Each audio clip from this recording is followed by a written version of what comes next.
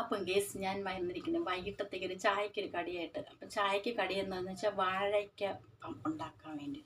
അപ്പോൾ സാധാരണ വാഴയ്ക്കപ്പം ഉണ്ടാക്കുമ്പോൾ നമ്മൾ മൈദാ മാവാണ് ഉപയോഗിക്കുന്നത്. അപ്പോൾ ഇപ്പം മൈദാ മാവല്ല, അത് ക്യാൻസലാക്കി ആട്ടിയ മാവ് വെച്ച്.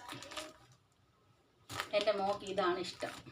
അപ്പം നമുക്ക് ഇത് വെച്ച് വാഴയ്ക്കപ്പം. അപ്പം നമ്മൾ മൈദയ്ക്ക് എന്തൊക്കെ ചേർക്കുക അതുപോലെ ചേർത്തിട്ടുണ്ട് ഞാൻ.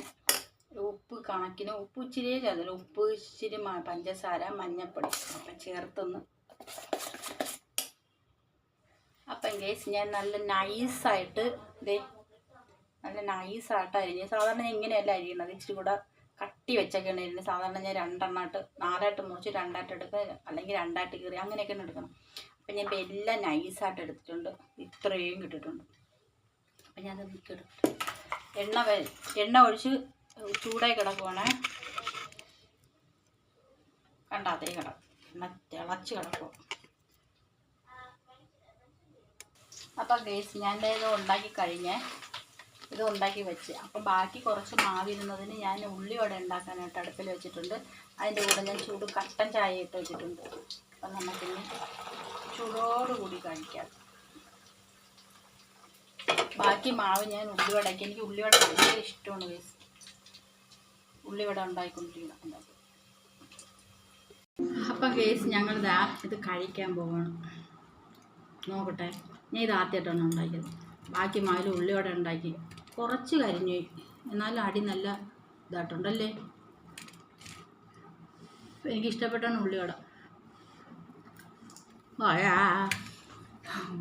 ഭയങ്കര ചൂട്.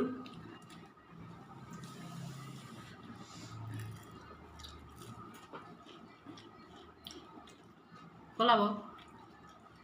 കൊള്ളാം.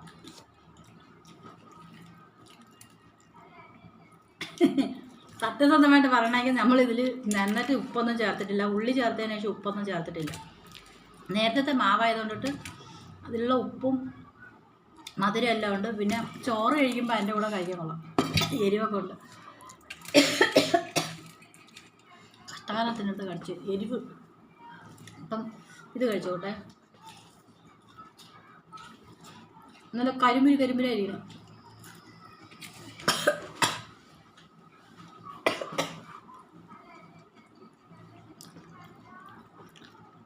അപ്പം കേസ് ഇതാണ് ഞങ്ങളുടെ വാഴയ്ക്കപ്പം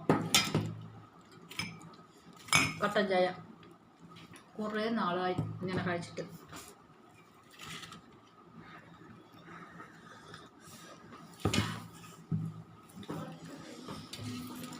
അരിമാവിലാണ് ഞങ്ങളിത് ഉണ്ടാക്കിയത്. അപ്പം